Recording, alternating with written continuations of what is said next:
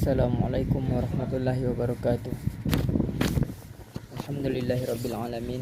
Assalatu wassalamu ala asyrafil anbiya wal mursalin wa ala alihi wa ashabihi ajmain. Amma ba'd.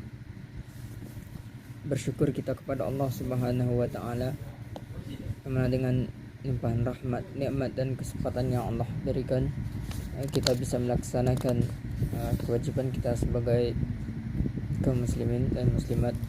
Salawat dan salam kita berdoakan kepada Allah Subhanahu wa taala agar senantiasa disampaikan kepada Nabi Mustafa Muhammad sallallahu alaihi wasallam, yang mana dengan usaha kerja keras dan perjuangan beliau dan pengorbanan beliau kita bisa merasakan nikmat dan indahnya Islam seperti saat sekarang ini. Dan tanpa berpanjang mukadimah, saya Syofri Reza, NIM 2114020128, jurusan Pendidikan Bahasa Arab, Fakultas Tarbiyah dan Keguruan UIN Imam Bonjol Padang. Adapun pada kali ini saya akan melanjutkan tugas dari mata kuliah Tafsir Tarbawi, yaitu ayat ke-13, yaitu tafsir dari surah Al-Baqarah ayat 256 dan surah Al-Kafirun. Sebelumnya kita akan membacakan ayat-ayat terlebih dahulu. A'udzu billahi minasyaitonir rajim. Bismillahirrahmanirrahim. La ikraha fid din. Qad tabayyana ar-rusydu minal ghayyi faman yakfur bit-taghuti wa yu'min billahi faqad istamsaka bil urwati wal wusqa la fisama laha wallahu sami'un alim. Bismillahirrahmanirrahim. Qul ya ayyuhal kafirun la a'budu ma ta'budun wa la antum 'abiduna ma a'budu wala ana 'abidum ma 'abadtum wala antum 'abiduna ma a'bud lakum dinukum waliyadin. Shadaqallahul azim. Adapun dalam surah Al-Baqarah ayat 296 ini, artinya itu tidak ada paksaan untuk memasuki agama Islam. Sungguhnya telah jelas jalan yang benar daripada jalan yang salah. Karena itu, barang siapa yang ingkar kepada taghut dan beriman kepada Allah, maka sesungguhnya ia telah berpegang kepada buhul, tali yang amat kuat yang tidak akan putus. Dan Allah Maha mendengar lagi Maha mengetahui. Adapun tafsirnya itu non kata la ikraha fid din, itu tidak ada paksaan untuk masuk agama Islam. Yakni janganlah kalian memaksa seseorang untuk masuk agama Islam, karena sesungguhnya agama Islam itu sudah jelas, terang dan gamblang dalil-dalil dan bukti-buktinya. Untuk itu tidak perlu memaksakan seseorang agar masuk atau memeluknya. Bahkan Allah lah yang memberinya hidayah untuk masuk ke dalam agama Islam, melapangkan dadanya dan menerangi hatinya hingga ia masuk Islam dengan sukarela dan penuh kesadaran. Barang siapa yang hatinya dibutakan oleh Allah, pendengaran dan pandangannya dikunci mati oleh Allah, sungguhnya tidak ada gunanya bila mendesaknya untuk masuki Islam secara paksa. Mereka menyebutkan bahwa ayat ini diturunkan berkenaan dengan suatu kaum dari kalangan Ansor, sekalipun hukum yang terkandung di dalamnya bersifat umum. Ibnu Jarir mengatakan telah menceritakan kepada kami Ibnu Yasar yang telah menceritakan kepada kami Ibnu Abu Adi dan Syu'bah dari Abu Bish dari Sa'id bin Jubair, Ibnu Abbas yang mengatakan bahwa dahulu ada seorang wanita yang selalu mengalami kematian anaknya. Maka ia bersumpah kepada dirinya sendiri, jika anakku hidup kelak, aku akan menjadikannya seorang Yahudi. Ketika Bani Nadir diusir dari Madinah, di antara mereka adalah anak-anak dari kalangan Ansor. Lalu mereka berkata, kami tidak akan menyeru anak-anak kami untuk masuk Islam. Maka Allah Subhanahu wa taala menurunkan firman-Nya, tidak ada paksaan untuk masuk agama Islam. Sebenarnya telah jelas jalan yang benar daripada jalan yang salah. Hadis ini diriwayatkan pula oleh Ibnu Abu Hatim dan Ibnu Hibban di dalam kitab sahihnya melalui hadis Ibnu Syu'bah dengan lafaz yang sama.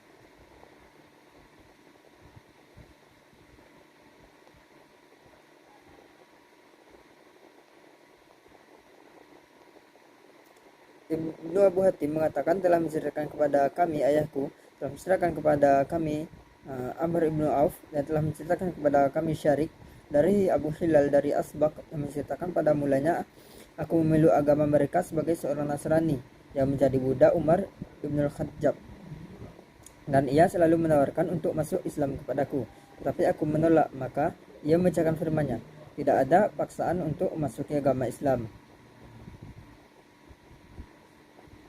Nah, golongan yang cukup banyak dari kalangan ulama berpendapat bahwa ayat ini diinterpretasikan dengan pengertian tertuju kepada kaum ahli kitab dan orang-orang yang termasuk ke dalam kategori mereka sebelum mengetahui adanya penasakhan dan penggantian, tetapi dengan syarat bila mereka membayar jizyah.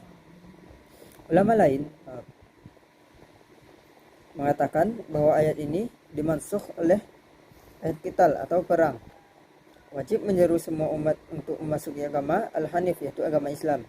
Jika ada seorang di antara mereka menolak untuk masuk ke dalam agama Islam serta tidak mau tunduk kepada peraturannya atau tidak mau membayar jizyah, maka ia diperangi hingga titik darah penghabisan. Yang demikian itulah makna ikrah. Kemudian lanjutkan dengan firman selanjutnya, itu faman yakfuru bitaghut wa yu'min billah faqad istamsaka bil urwatil wusqa la infisama laha wallahu sami'un alim.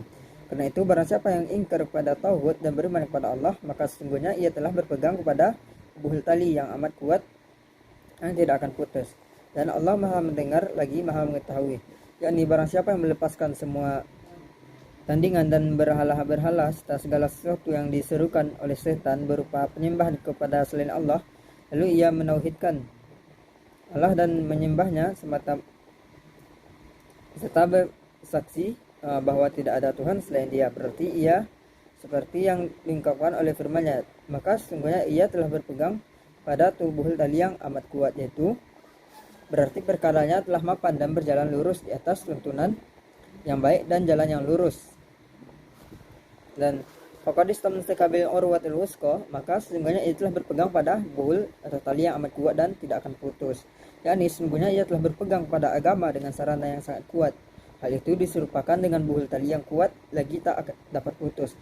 Pada kenyataannya, tali tersebut dipintal dengan sangat rapi, kuat lagi halus, sedangkan ikatannya pun sangat kuat. Karena itu disebutkan oleh firman-Nya, maka sesungguhnya ia telah berpegang pada buhul tali yang amat kuat yang tidak akan putus.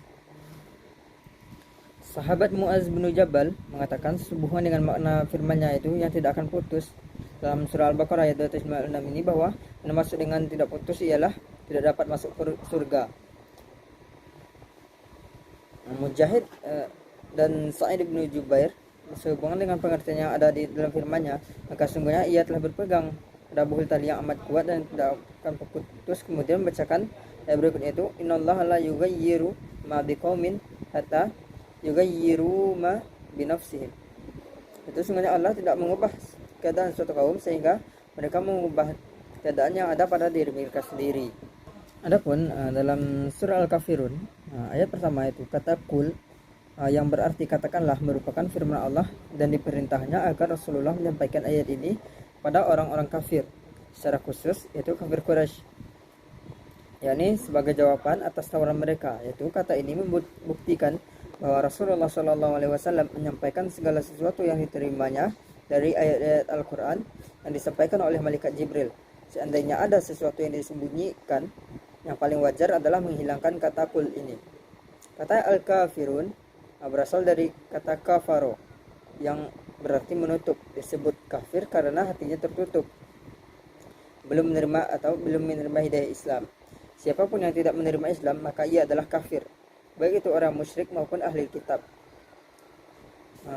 Sebagaimana dalam firman yang lain yaitu surah Al-Bayyinah ayat 6 yaitu innal ladzina kafaru min ahlil kitabi wal musyrikina fin nari jahannam khalidina fiha ulaika hum syarrul bariyah. Sesungguhnya orang-orang kafir yakni ahli kitab dan orang yang musyrik akan masuk ke neraka jahanam, mereka kekal di dalamnya. Mereka itulah seburuk-buruknya makhluk. Namun secara spesifik Al-Kafirun yang dibaca di surat Al-Kafirun ini adalah orang-orang kafir Quraisy yang mengajak kerjasama menyembah Tuhan secara bergantian. Sebagai penegasan bahwa tidak mungkin Rasulullah menyembah Tuhan mereka dan tidak ada titik temu antara kemusyrikan dengan tauhid. Dalam ayat 2 yaitu la a'budu ma ta'budun. Aku tidak akan menyembah apa yang kamu sembah. Kata a'bud merupakan bentuk kata kerja masa kini dan akan datang, itu fi'il mudhari'. Ini merupakan penegasan bahwa Rasulullah tidak akan menyembah Tuhan mereka baik di masa kini maupun masa akan datang. Menurut Ibnu Katsir, makna ma ta'budun adalah berhala-berhala dan sekutu-sekutu yang mereka adakan. Rasulullah tidak akan menyembah mereka dan tidak akan memenuhi ajakan orang-orang kafir dalam sisa usianya. Nah, dalam ayat 3-nya itu wala antum abiduna ma a'budu. Dan kamu bukan penyembah Tuhan yang aku sembah. Ayat ini menunjukkan bahwa orang-orang kafir itu juga tidak akan menyembah Tuhan yang disembah Rasulullah di masa kini dan masa datang. Meskipun nantinya penduduk Makkah berbondong-bondong masuk Islam, namun orang-orang yang mendatangi Rasulullah untuk mengajak menyembah Tuhan mereka, semuanya tidak akan masuk Islam. Bahkan mati terbunuh pun mereka dalam kondisi kafir. Dan Ibnu Katsir menjelaskan, ma'abud adalah Allah semata. Lafaz ma bermakna man. Nah, dalam surat ayat keempat, wala ana abidu ma abattum. Dan aku tidak akan pernah menjadi penyembah apa yang kamu sembah. Ada sebagian mufassir yang menyamakan makna ayat 4 ini dengan ayat 2 dan menyamakan makna ayat 5 dengan ayat 3. Padahal jika diperhatikan kata yang digunakan akan didapati makna yang terkandung di dalamnya. Kata abattum merupakan bentuk kata kerja masa lampau atau fi'il madhi. Berbeda dengan kata ta'budun itu fi'il mudhari yang masa sekarang atau akan datang. Pada ayat 2 yang merupakan fi'il mudhari. Perbedaan ma ta'budun dan ma abattum ini menunjukkan bahwa apa yang mereka sembah di masa kini dan esok bisa berbeda dengan apa yang mereka sembah di masa kemarin. Sedangkan untuk Allah yang diibadahi Rasulullah digunakan kata sama yaitu ma'abud, menunjukkan konsistensi ibadah dan ketaatan hanya kepada Allah, tidak akan berubah. Sedangkan dalam ayat kelima yaitu wala antum abiduna ma abattum, wala antum abiduna ma a'bud, dan kamu tidak pernah pula menjadi penyembah Tuhan yang aku sembah. Mari kita lihat dari redaksi ayat ketiga dan ayat kelima ini sama-sama digunakan kata ma'abud yang merupakan bentuk kata kerja masa kini dan masa datang, yaitu fi'il mudhari'. Menegaskan bahwa apa yang beliau sembah tidak berubah, tidak akan pernah berubah. Yaitu Sayyid Qutb mengatakan bahwa ayat ini merupakan penegasan terhadap ayat sebelumnya agar tidak ada lagi salah sangka dan samaran, supaya tidak ada lagi prasangka dan syubhat. Syekh Muhammad Abduh mengatakan ayat 2 dan ayat 3 menjelaskan perbedaan yang disembah, sedangkan ayat 4 dan 5 menjelaskan perbedaan cara beribadah. Tegasnya yang disembah lain, cara menyembah juga lain. Dan ayat terakhir, ayat ke-6 itu lakum dinukum waliyadin, untukmu agamamu dan untuklah agamaku. Kata ad-din artinya adalah agama, balasan, kepatuhan dan ketaatan. Sebagai ulama memilih makna balasan karena menurut mereka orang kafir Quraisy tidak memiliki agama. Sedangkan yang mengartikan din sebagai agama bukan berarti Rasulullah mengakui kebenaran agama mereka, namun mempersilahkan menganut apa yang mereka yakini. Didahulukannya kata lakum dan dia menggambarkan khususan karena masing-masing agama berdiri sendiri dan tidak perlu dicampur baurkan. Ibnu Katsir mengutip Imam Bukhari bahwa lakum dinukum yakni kekafiran, sedangkan waliyadin yakni Islam. Said Qutb menegaskan, aku di sini dan kamu di sana. Tidak ada penyeberangan, tidak ada jembatan, dan tidak ada jalan kompromi antara aku dan kamu. Sungguhnya jahiliyah adalah jahiliyah dan Islam adalah Islam. Perbedaan antara keduanya sangat jauh. Mungkin ini yang dapat saya sampaikan. Jika ada kesalahan dalam penyampaian mohon dimaafkan. Semoga dapat menjadi pembelajaran bagi kita semua. Billahi taufiq wal hidayah. Wassalamualaikum warahmatullahi wabarakatuh.